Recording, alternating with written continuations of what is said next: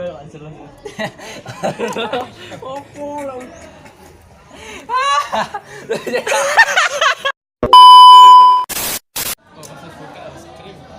Dari buka. Ini buka juga buka wis.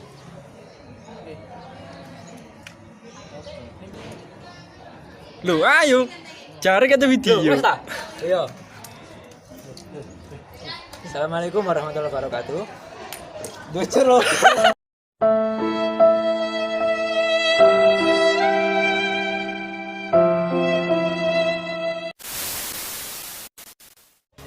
Assalamualaikum warahmatullahi wabarakatuh. Kembali lagi ke channel saya Amplifier.